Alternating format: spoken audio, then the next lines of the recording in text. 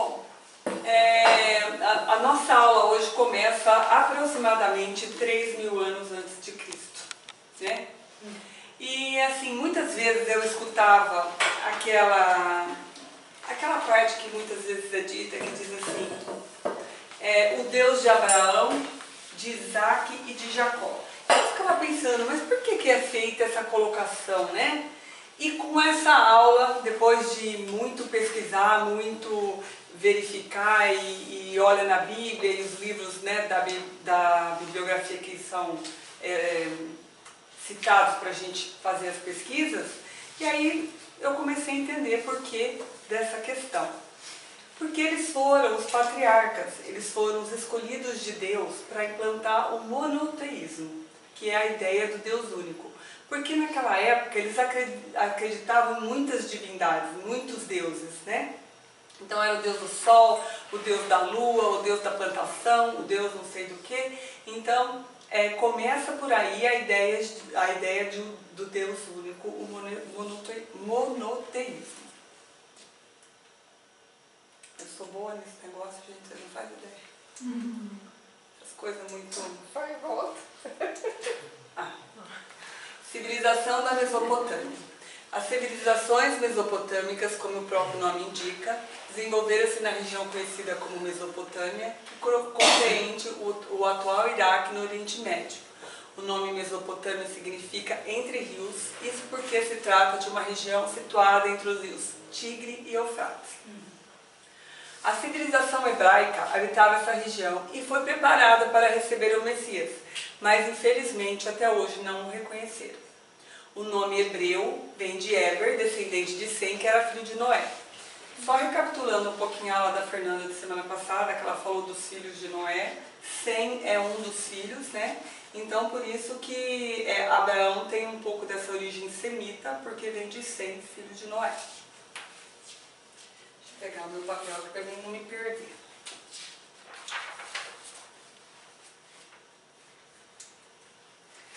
Então, passaram-se 10 gerações após Sem até a chegada de Abraão. Nessa época aqui eu até escrevi Abraão, mas na realidade era Abrão, apenas Abrão. Depois de um acontecimento, de uma aliança que Deus faz com ele, que ele se passa a chamar Abraão, né? Abraão, pai Rama, né, vem do hebraico, recebe forte influência ariana na formação espiritual. Nasceu em Ur, centro comercial e cultural do Médio Oriente, além do cruzamento de rotas das caravanas que demandavam do Egito, vindas do Oriente e vice-versa.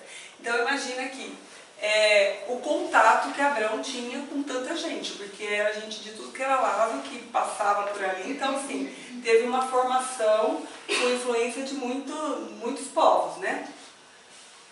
Abraão era filho de Terá e tinha 2 irmãos, Arã e Naor. E era casado com Sara. Na realidade, também Sara, na Bíblia, o nome dela era Sarai, né? E na aliança, que mais pra frente eu vou passar aqui para vocês, ela também de Sarai, ela passa a se chamar Sara e Abrão, Abraão.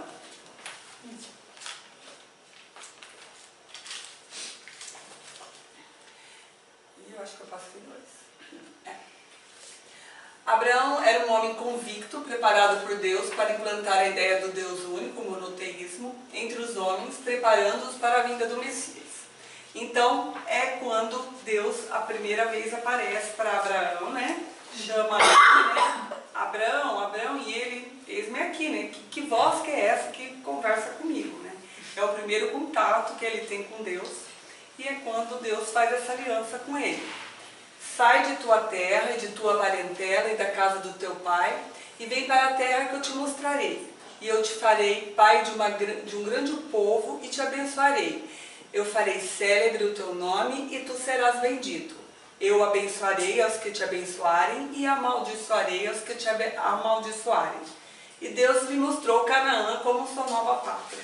Então imagina vocês, moravam eles em Arã, né, na Mesopotâmia, e, de repente, Deus encontra aquele homem que era um ser muito honesto, muito certo, muito correto em suas coisas, e propõe esse povo mudar totalmente de lugar, sair da terra natal deles e mudar para uma outra região. E aquela época era tudo muito difícil. Você ia fazer uma mudança, era a pé, né? Imagina a distância que era, remover todo esse povo com rebanho e tudo mais, e mulher, filho, cachorro, papagaio e tudo. Imagina o transtorno que era isso. Nessa época, Abraão tinha 75 anos, sai de, imagina, hein? 75 anos. É que naquela época também esse povo vivia muito. Sai de Harã, da Mesopotâmia, para Canaã e estabelece-se em Siquém. Aí, o significado, né? Sai da tua terra. É o distanciamento do passado cheio de vícios, né?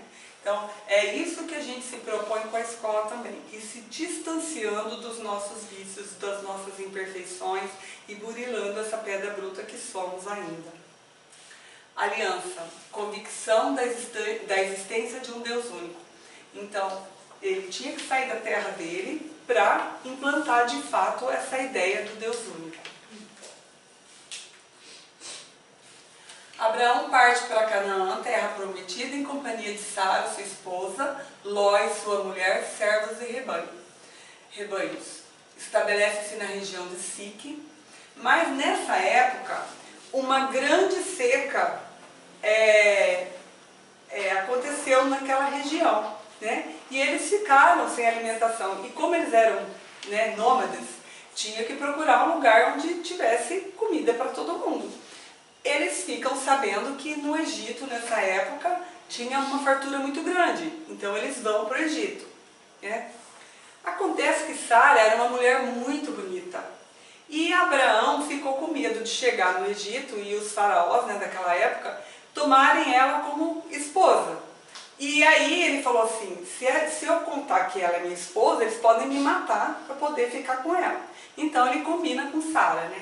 Olha, nós vamos chegar lá, mas você fala que é minha irmã, não fala que é minha esposa, né?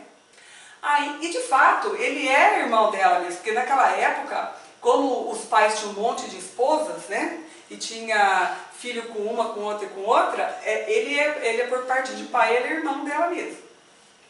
Mas, o que acontece? Chega no Egito, a beleza dela de fato chama a atenção, e o faraó pergunta o que ela é de Abraão, e ela fala que é irmã, e o faraó fala, vamos para minha casa, né? Mas os adivinhos da época começaram a perceber que aquela mulher tinha assim, estava tipo assim, prejudicando os negócios, as coisas não estavam dando bem, e falaram, advertiram ele, essa mulher não é irmã de Abraão, ela é esposa, então você devolve ela para ele, porque senão vai morrer tudo aqui, seus rebanhos, sua família, suas coisas todas, então vamos devolver ela que é melhor. Aí ele chama Abraão, o faraó chama Abraão e fala para ele, por que você mentiu para mim que ela era sua irmã, sendo que ela é sua esposa? Ele falou assim, porque eu tive medo, eu dependia das coisas daqui, e aí como ela era muito bonita, eu tomei ela como minha esposa, né? Só que ele nem chega a ter nada com ela, porque já que ela vai para o palácio lá do faraó, já começa os burburinhos, né? E aí ela é devolvida para Abraão, e ainda o faraó manda umas moedas de prata para ele, para ficar tudo dito pelo não dito, né? E uma parte do rebanho dá para Abraão, e só que eles falam, ó, volta para tua terra, vai embora que aqui vocês não vão ficar não. Então, o faraó expulsa Abraão, Sara e os demais membros da família do Egito, e eles voltam para Canaã. No retorno a Canaã, ocorre um desentendimento dos pastores de Abrão e Ló. Ló era sobrinho de Abraão, né? E aí eles tinham já bastante coisa, e os pastores lá um dia se desentenderam. E Abraão chegou e falou para Ló, não tem razão de ser a gente ficar brigado. Então, escolha uma parte da terra, você vai para essa parte da terra, e eu vou ficar, se você escolher a direita eu vou para a esquerda, e se você escolher a esquerda eu vou para a direita. Combinaram assim, e Ló optou para ir para Sodoma e Gomorra, e o Abraão fica em Hebrom. Deixa eu ver se é isso mesmo.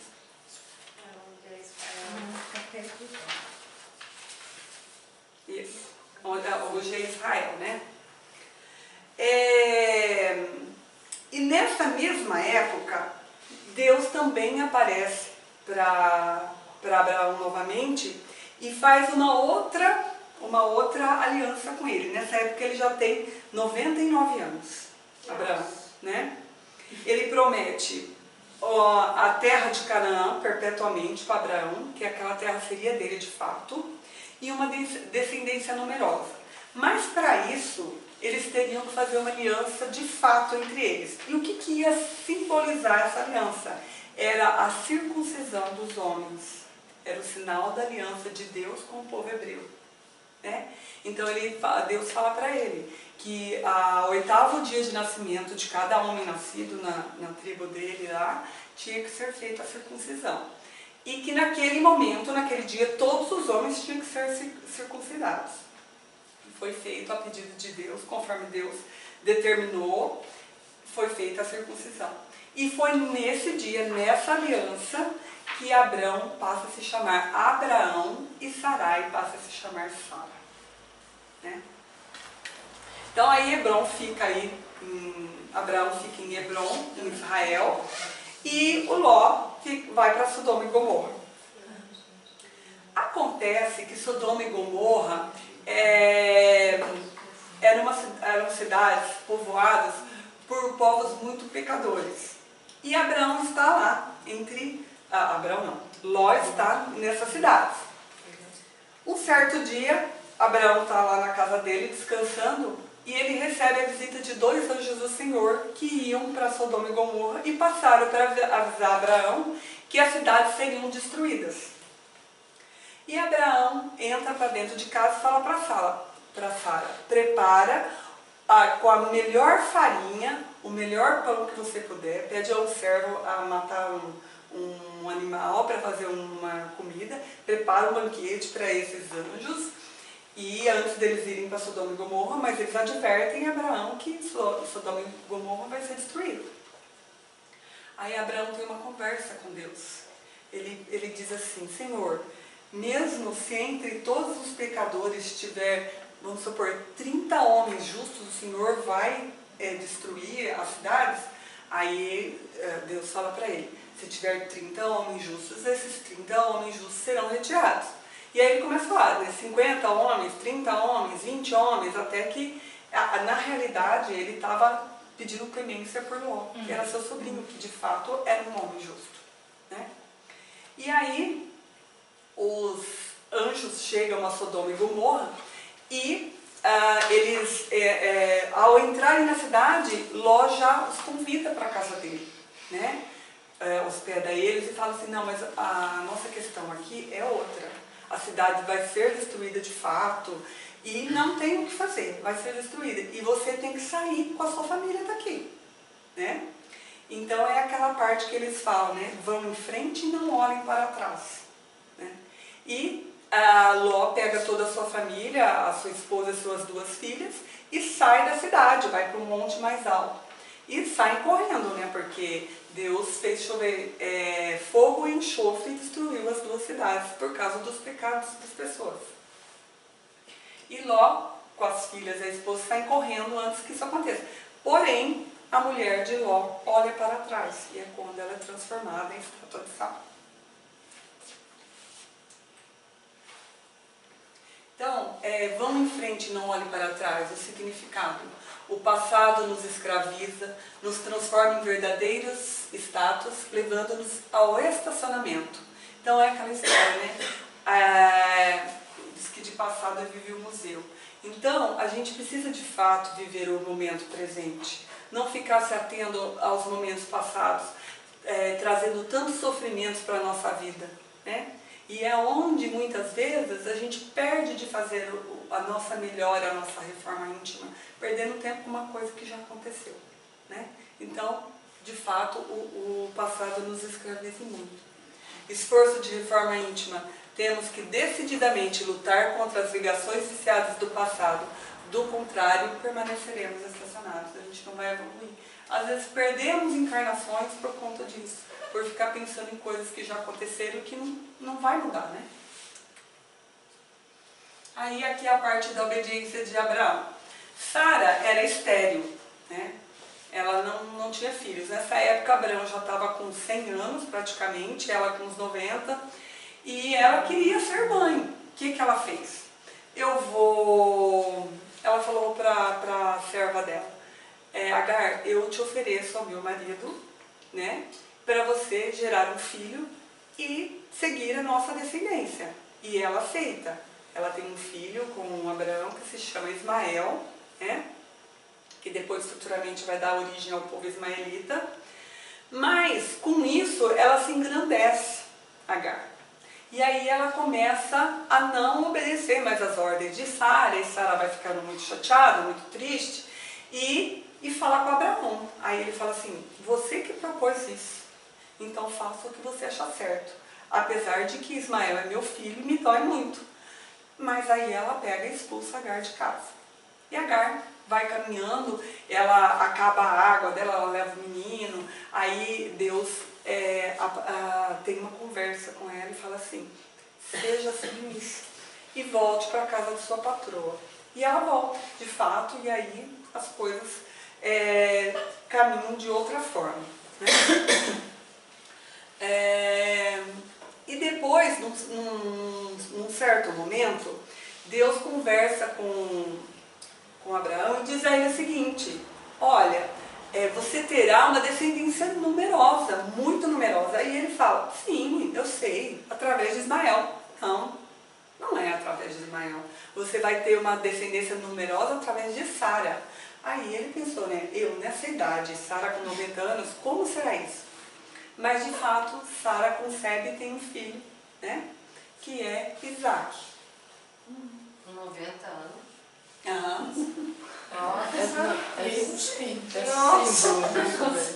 Não, mas ela quer ficar com ele na barriga, depois uma velha. Não, mas a Bíblia ela é cheia de símbolos. Essas idades aí são ciclos. É um estudo bem mais profundo. Mais complicado, tem que né? ficar mais, seguindo bem ao pé da letra. mais assim, no conceito mesmo do que está querendo falar. Exatamente. Aí, Deus pede uma prova, né, da verdadeira temência de Abraão com Deus, do verdadeiro, assim, de acreditar em Deus, da crença em Deus. E ele pede um filho, Isaac, como sacrifício, né? E é prova absoluta de obediência ao Pai, não apenas por palavra, mas exemplificando a crença. Ai, nossa, solte, mas passa para frente, passa para trás. Simone, como é que faz o vídeo? Isso aqui é a nossa auxiliar. Bom, me chamava, bom, vocês não sabem, só, antigamente, quando eu ia no cinema, tinha um que ficava passando filme. Que é a Simone. Não sei como é que chamava aquilo. Pode pôr? Pode.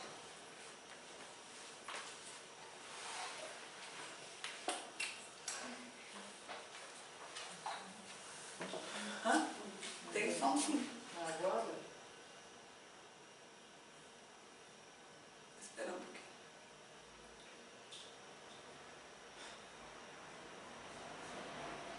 Já era pra ter.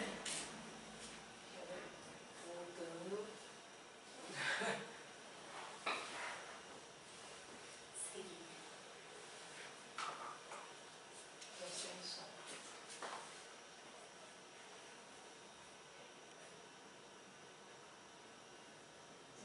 Eu achei tão emocionante esse vídeo que eu tô chorando.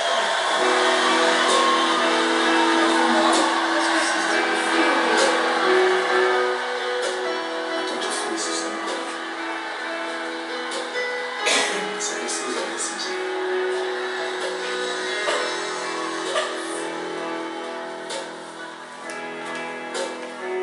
Quando chega o momento da decisão, sabe? Como escolher?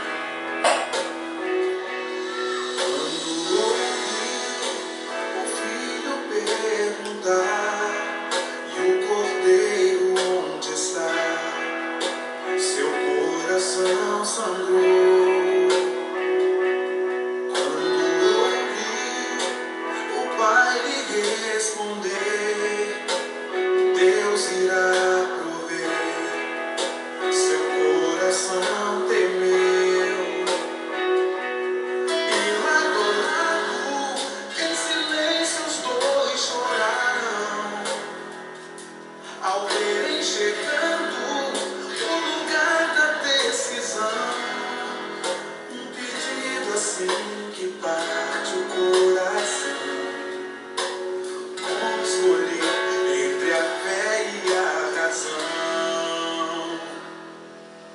Quando dizer não é opção e a fé te pede um sim. Quando é preciso enfrentar e a alma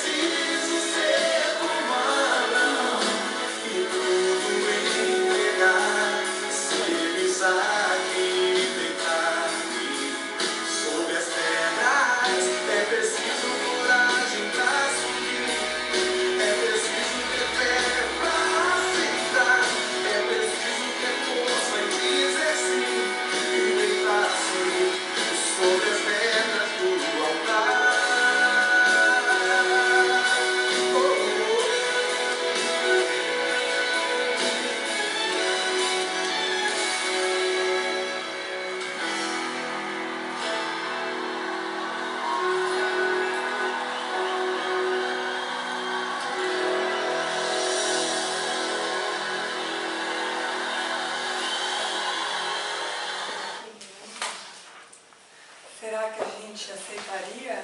Eu não. Difícil, né? Nossa, Tá 10 mil eu sou vezes, muito mas- mole, eu chorei até a hora que eu vi esse vídeo. Eu também. Não aceitaria no cordeiro, quem dirá o filho. Então, e aquela expressão Deus provê, Deus proverá, vem dessa passagem bíblica, né? Que ele colocou, que Deus proverá. E o mais interessante é que o menino, no primeiro momento, ele não aceita, mas depois ele concorda com o sacrifício. Se é uma coisa de Deus, se Deus é isso que Deus quer para a minha vida, então eu aceito o sacrifício, né? Mas é uma passagem muito bonita, mas ao mesmo tempo muito triste, né? Mas nos ensina muita coisa também. Então, vocês veem que Abraão já estava numa idade bem avançada e ele acaba morrendo com 175 anos, né? Mas antes de morrer, ele chama um servo dele e pede para ele fazer um juramento, né, para ele. Que ele não queria que a mulher de Isaac fosse uma cananeia, mas que fosse alguém da terra dele, né? Então ele chama esse servo e pede para esse servo fazer uma promessa para ele, que quando o menino fosse adulto, né, que ele fosse procurar uma mulher para esse filho, porque naquela época todos os bens do pai ficavam para o primogênito. Podia ter 50 filhos, mas o pai podia ser trilionário, mas só o primogênito recebia os direitos e os rebanhos, as posses, todas eram do primogênito. E aí nisso, como ele era o filho do casamento, né, o filho legítimo, é ele que recebe todos os bens do pai, né? E então Abraão morre e esse servo tem uma conversa com Deus, porque ele tinha feito a promessa para Abraão para providenciar uma esposa para Isaac. Aí ele roga a Deus que ele vai para a terra na Mesopotâmia, atrás da esposa de Isaac. E que Deus mostre o caminho, né? E ele sai com 10 camelos e um monte de coisa, de comida, porque é muitos dias de viagem e tudo tal. E leva alguns presentes já para encontrar essa esposa, né? E ele pede que Deus mostre essa esposa para ele. E aí ele fala assim que onde ele chegar, num poço que ele chegar, a mulher que oferecer água para ele beber e para os camelos dele beber seria a mulher do novo servo dele, que é Isaac, né? E aí ele parte para a terra de Arã para procurar essa esposa para Isaac. Aí ele chega, né? E está no poço, chega a moça e ele pergunta quem que ela é. Ela fala que ela é filha de Batuel e que o nome dela é Rebeca. E aí ela oferece água para ele beber e oferece água aos camelos. Aí ele fala, né? Então, estou à procura da esposa do meu amo, né? Que naquela época eu chamava de amo, né? Meu senhor. E aí contou toda a história para ela, vai na casa do pai dela e conversa com os pais, tudo tal, já coloca bracelete de ouro no braço dela, um negócio no nariz, isso tudo tá na Bíblia, né? E aí ela concorda em vir com este servo, né, e as servas dela, para a casa de Isaac. E aí quando eles vão chegando, depois de muitos dias de viagem, ela avista de longe um rapaz, e ela pergunta quem que é aquele rapaz, né, então esse é o seu futuro marido. Aí ela se casa com Isaac, né, Rebeca se casa com Isaac. Agora será que eu vou acertar? Nossa, ela se casa com Isaac e ela também era estéril. Olha como é engraçada essa história da Bíblia, tem muitas mulheres estéreis, né? E ela roga muitas vezes a Deus, e Isaac roga a Deus filhos e tal, até que ela engravida, né? E ela engravida de gêmeos. E a Bíblia conta que eles brigavam na barriga dela. E que Deus um dia aparece para ela e fala para ela, sairá de você 2 nações, onde o mais velho servirá ao mais novo. E ela achou aquilo estranhíssimo, porque quem tinha todo o direito eram os primogênitos, né?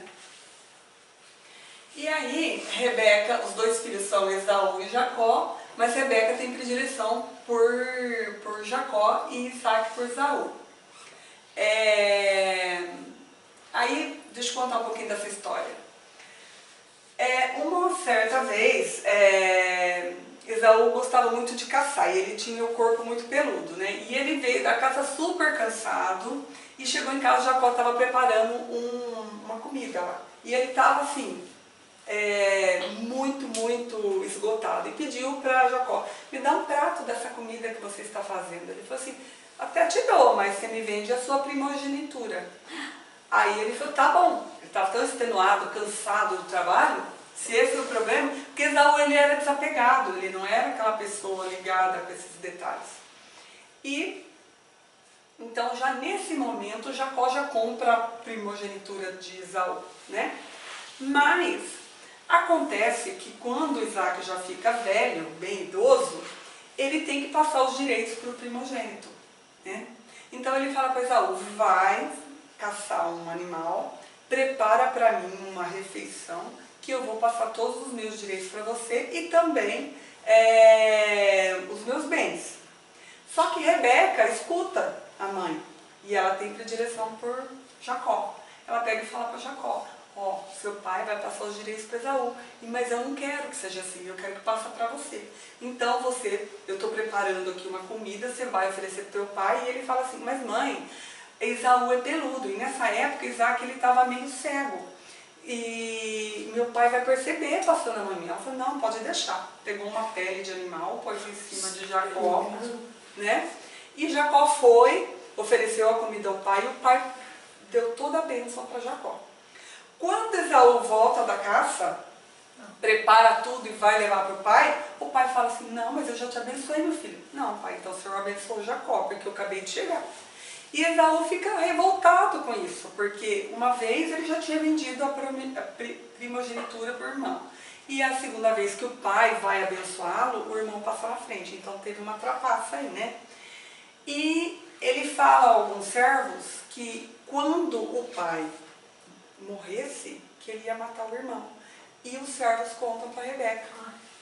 Aí Rebeca fala para Jacó: é melhor você ir embora daqui. Fofoca existe dele aqui. Porque o seu irmão ficou muito chateado com você, e de fato, né? Na realidade ele achava que era só coisa do irmão, mas a mãe também estava envolvida ali, né?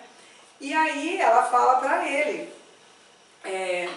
volta para Arã, né? Que lá na Mesopotâmia tem o meu irmão Labão que mora lá. Então você retorna para a parentela, né? Para nossa casa natal. E chegando lá, você tenta casar com uma das suas primas, né? E ele pega e vai embora, porque ficou com medo do irmão, né? Então, temendo a Esaú, Jacó foge para terras distantes. Chega praticamente a ser escravo do próprio sogro para esposar as duas filhas de Labão. E nessa época ele chega a duvidar da existência do Deus único, mas Deus mostra claramente a Jacó a possibilidade de comunicação entre os vivos e os mortos, a livre comunicação entre a terra e o céu. Mas vamos falar um pouco mais dessa viagem dele, né? Jacó, nesse momento de fuga, né, que ele sai de Canaã para voltar para Arã, ele para num lugar que chama Luz. A cidade chamava Luz na época. E ele está muito cansado, ele pega uma pedra do caminho para fazer de travesseiro, né? Até a Bíblia coloca assim, né?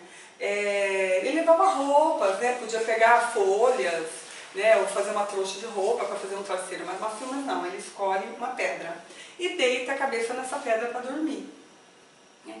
E aí é quando ele tem um sonho com aquela escada que sai do chão e rumo ao céu, né? Que até hoje é chamada de escada de Jacó.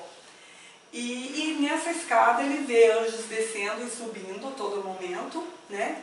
E aí ele entende, né, que essa comunicação entre a terra e o céu, né, que ele também vai ser o escolhido de Deus, né? Primeiro Abraão, Isaac, e agora é a vez dele. Então ele entende que entre o céu e a terra tem toda uma comunicação, né? E que o caminho é essa escada, né, que leva até Deus. Então é a parte conhecida como a escada de Jacó. Que é isso aqui, ó. sonho de Jacó com a imensa escada que se perde rumo ao céu, por onde subir e desciam os anjos.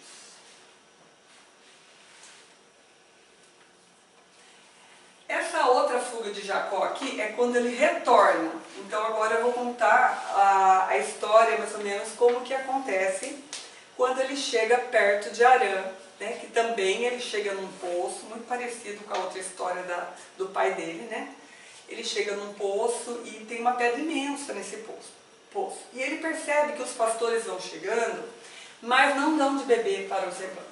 E ele pergunta, mas que estranho, por que vocês não dão logo água de beber para os rebanhos? Aí um dos pastores fala assim, é que nós precisamos juntar todos os pastores, porque a pedra é muito pesada, e precisamos juntar todos para tirar a pedra do poço, né? Aí ele pergunta se eles conhecem Labão. Aí todo mundo fala, não, ele mora aqui na região. E olha, aquela lá, a filha dele que vem chegando, é a Raquel. Você pode conversar com ela, que é uma das filhas dele. Aí ele já se apaixona por Raquel, porque ela era muito bonita. Ela tinha um porte físico muito bonito e tal. E aí ele conversa, fala que ele é primo dela, que ele veio da terra de Canaã e que ele quer ficar por ali uns tempos e tudo tal. E aí eu sei que eles dão água de beber para os rebanhos e vão para a casa de Labão, né? Labão é o pai de Raquel, de Lia. E chegando lá, ele se apresenta como sobrinho, né, de Labão, né, que Labão era irmão de Rebeca. E é muito interessante que ele já chega e fala, né, para Labão, eu me apaixonei por sua filha Raquel e eu quero casar-me com ela. Aí Labão fala para ele, não, você pode até casar, desde que você me sirva durante 7 anos, de graça. Né? E ele concorda, né, com essa estratégia aí. Só que naquela época eles não permitiam que as filhas mais novas casassem primeiro. Então na noite do casamento, Labão coloca Lia na alcova de Jacó. E no outro dia que ele vai perceber, porque naquela época não tinha luz, né? De noite todo gato é pardo, então ela vai saber, né? Que bagunça, hein? Pensa. Aí, no outro dia quando ele acorda, não é a esposa que ele tinha escolhido. Aí ele vai discutir com o tio, né? Como assim? Eu caso com uma e você me oferta a outra? Não estou entendendo essa história. Aí ele fala, não, é que aqui não tem essa possibilidade. Você tem que casar com Lia e depois de uma semana de núpcias, se você quiser receber Raquel como esposa, eu também cedo, desde que você me sirva mais 7 anos. Então ele trabalhou 14 anos, por isso que tem aquela parte que fala que ele foi quase escravo do sogro. Mais do que escravo, né? 14 anos de graça. De graça não, 2 mulheres. 2 mulheres. Acontece, né, gente, que daí uma semana ele esposa realmente Raquel e tudo tal. Só que Lia, ela era super fértil. E ela começou a ter um filho atrás do outro. E Raquel, coitada, muito triste. Ele ficou com as 2? Não, ele ficou com 4. Calma que tem mais. Nossa. Aí que é hoje que... E Jacó, Deus abençoou Jacó. Então, aí o que acontece? Aí a Lia tem acho que 4 ou 5 filhos, mais ou menos, a coitada da Raquel nada. E Jacó rogava a Deus porque a Raquel era a escolhida dele, ele amava a Raquel, né? Ele amava de todo o coração dele aquela mulher. E nada de vir o filho para Raquel. Aí Raquel tem uma ideia, vou oferecer a minha serva Bala para que eu tenha um filho, que seja, né, filho meu. Beleza. Aí ele esposa Bala, a serva dela, e tem um filho. Jesus. Bala? Aí a Lia vê a estratégia de Raquel, não querendo ficar por baixo, oferece a serva dela também, Zelfa. Né? E, resumindo a ópera, até que Raquel consegue engravidar e o primeiro filho dela era José, né? Que vai ter a história de José, ainda que a gente vai ver a história de José. E então vai naquele jogo de toma lá da cá, entendeu? Não, ela tem mais filho, então eu ofereço minha serva, então a minha serva já agora teve, então foi assim. no final foram 13 filhos e uma filha, né? 13 filhos e uma filha. Deixa eu ver agora aqui. Simone, tem mais agora? Então, aí o que acontece? Chega um momento da história que ele não quer mais servir ao sogro. E o sogro enriquece muito com a presença de Jacó lá, porque ele era muito bom para mexer com os rebanhos, né? E aí eles fazem um acordo, e o sogro de todas as formas quer que ele fique, porque ele prosperou muito, mas ele não quer mais ficar. Ele já tinha enriquecido muito, porque até então, depois dos 14 anos, aí o sogro começou a passar uma parte do que ele tinha para Jacó, que era justo, né? Ele trabalhava, então ele tinha que receber. Ele vai criar 13 crianças, gente. Exatamente. Como é que compra o leitinho das crianças? Aí Jacó, Louca, né? ele conversa com o sogro e fala que ele vai voltar para a terra dele, né? Que ele quer se entender como um irmão, que ficou para trás e tudo tal. E aí Labão não queria de jeito nenhum que ele voltasse. Mas enfim, concordou e aí eles retornam, né, para Canaã, com aquela mulherada toda, todo aquele rebanho, todas aquelas coisas, com a questão de chegar lá e saber se Esaú ia concordar deles ficarem naquela terra. Matar ele, Né? E aí é quando na volta, né, ele tem de novo essa descrença e chega a ponto de lutar com um anjo, né, porque acontece toda aquela história com o sogro e tudo tal. Então temos mais um vídeo. Vocês têm de morte?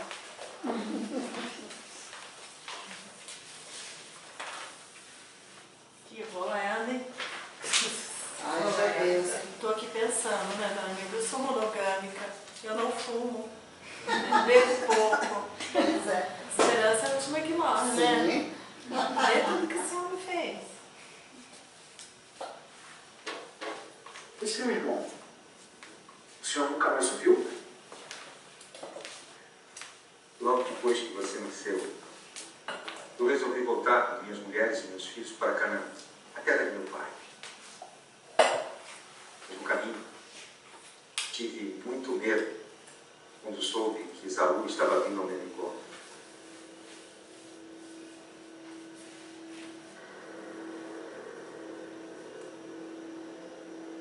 Depois de 20 anos de ver meu irmão pela primeira vez, deixei o acampamento e comecei a andar desnorteado, sem rumo, aflito, clamando a Deus por misericórdia.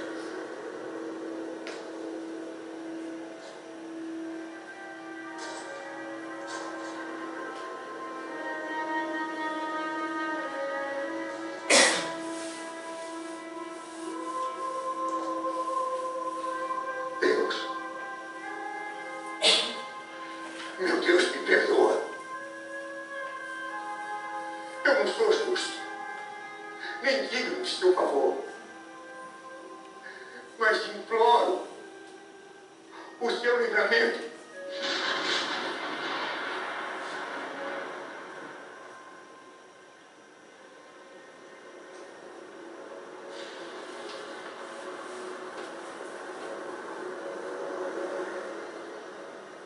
Quem é você?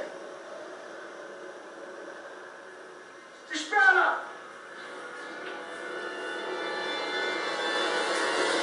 Você não pode ir embora. Me abençoe, por favor. Eu te peço.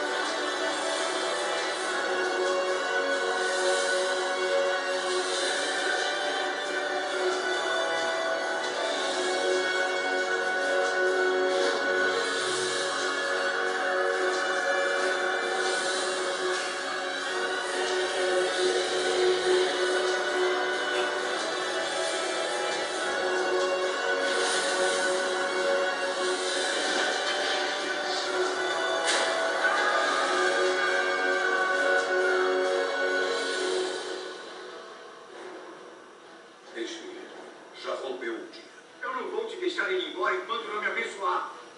Como é o seu nome? Jacó.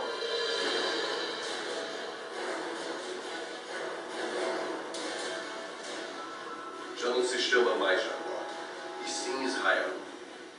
Porque como príncipe lutou com Deus e com os homens, e prevaleceu. E o teu nome? Qual é o teu nome? Me diga, eu imploro. Por que pergunta pelo meu nome? Eu sou o Deus Todo-Poderoso. Sê fecundo e multiplica-te. Uma nação e multidão de nações sairão de ti, e reis procederão de ti. A terra que dei a Abraão, seu avô, e a Isaque, seu pai, dar-te-ei a ti e a tua descendência. Então quer dizer que o Senhor viu Deus face a face? Eu vi o filho. E ele salvou a minha vida. Deus me perdoou de todo o mal que causei a Esaú. E mudou não só meu nome, mas também o meu coração. Eu voltei a reencontrar meu irmão e fizemos as pazes. Deus é realmente muito bom, pai. Agora eu entendo porque o Senhor usa o cajado. Se aquele homem misterioso não tivesse me ferido, talvez eu pensaria que tudo não passou de um sonho. Mas toda vez que eu manco com essa fé, eu sei que foi bem real.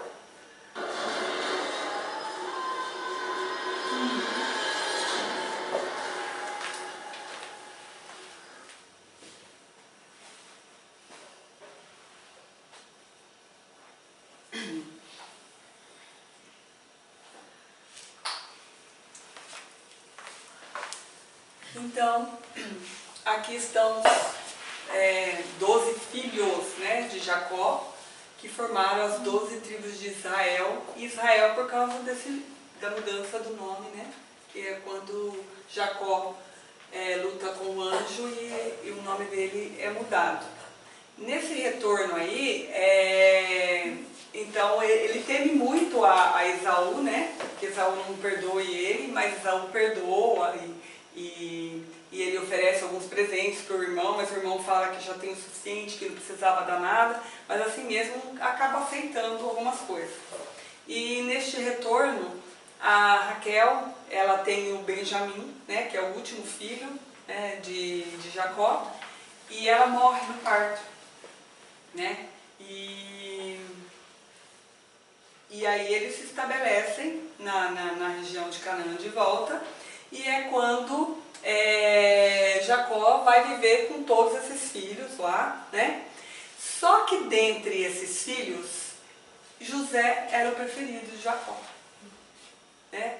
E José, ele tinha sonhos e ele sabia interpretá-los, os sonhos. E um dia ele tem um sonho com os irmãos, prestando reverência a ele, e o pai também. E os irmãos vão ficando contrariados com aquela história. Como assim? Você é mais novo e nós que vamos nos prostrar diante de você, né?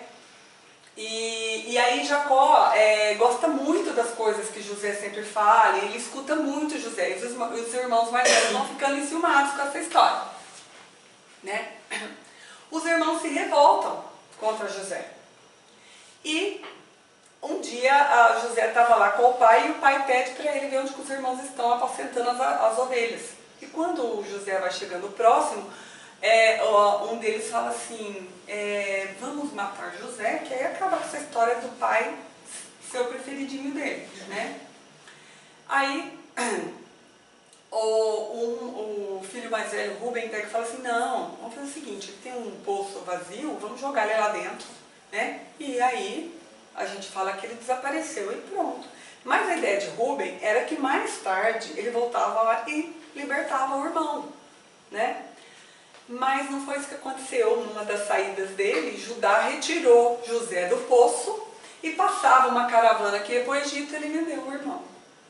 E fizeram uma artimanha lá, né? Pegaram um animal, pegaram as vestes de José, porque até a túnica dele era diferenciada, né? O pai mandou fazer uma túnica bordada para ele, então isso tudo foi gerando uns ciúmes na palhetada, né?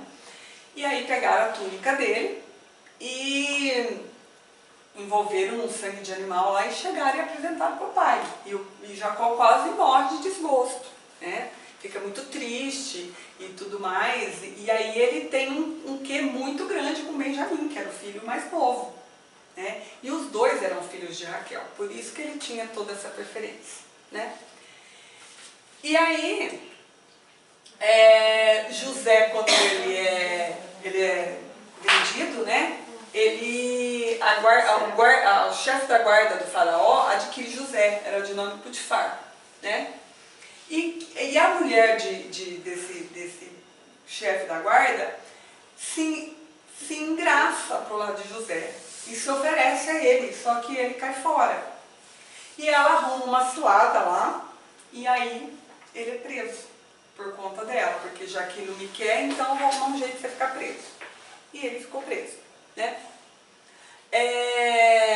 Aí tem uns companheiros de prisão, que é o mordomo do faraó e o copeiro lá, tem um sonho. José decifra, fala, um de vocês vai ser morto e o outro vai ser restabelecido nos trabalhos.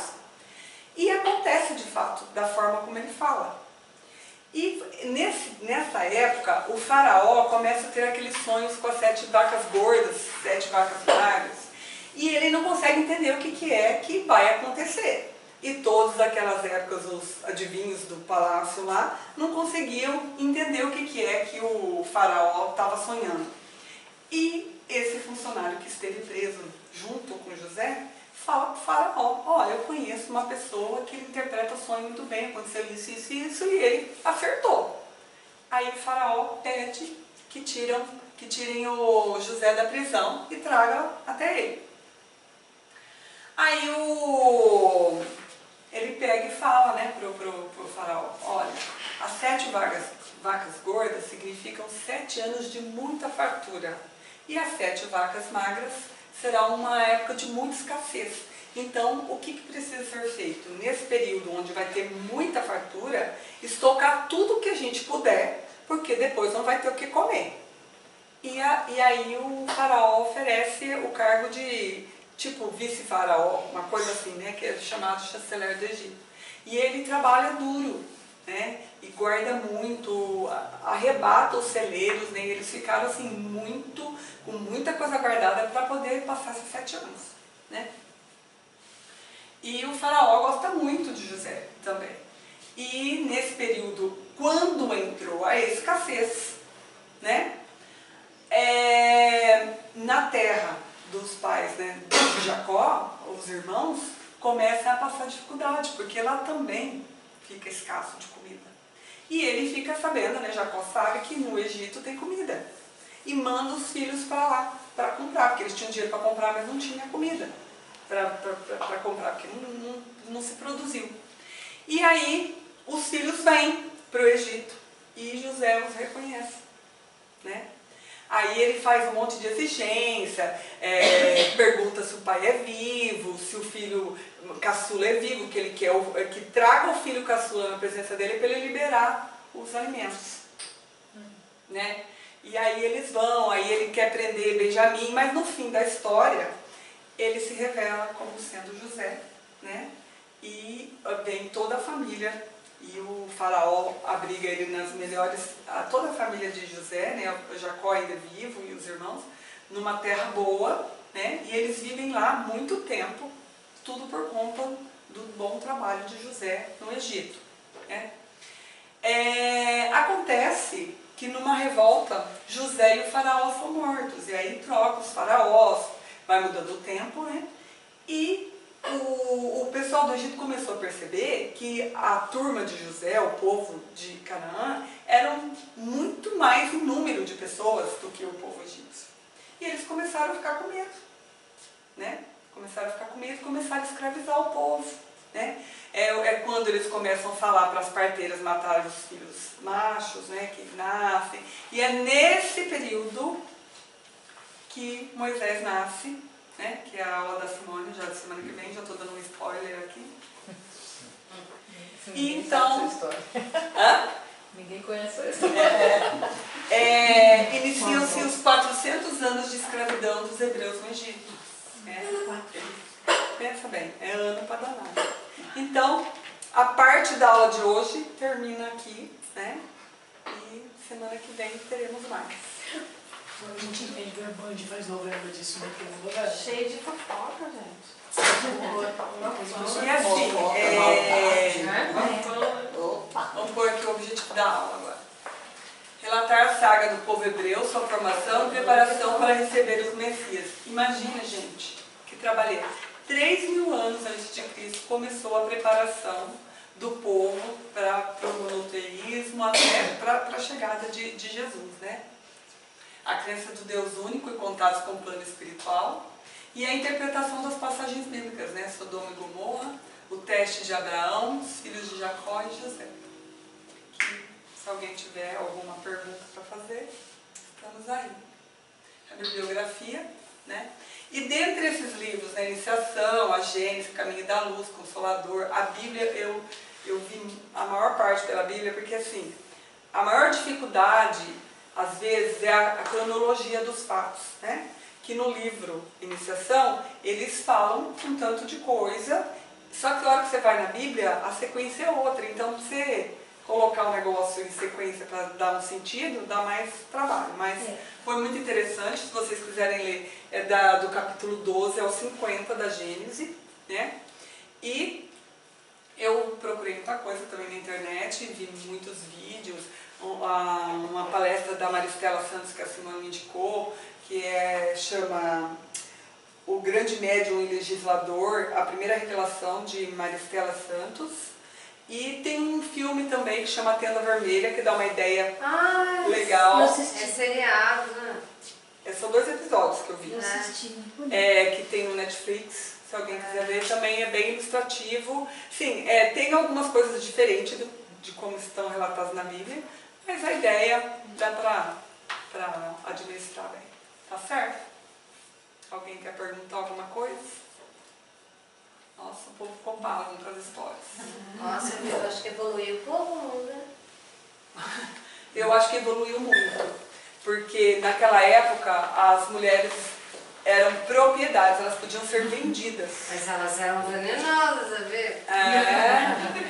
Nossa, não queria ter filho também. Não.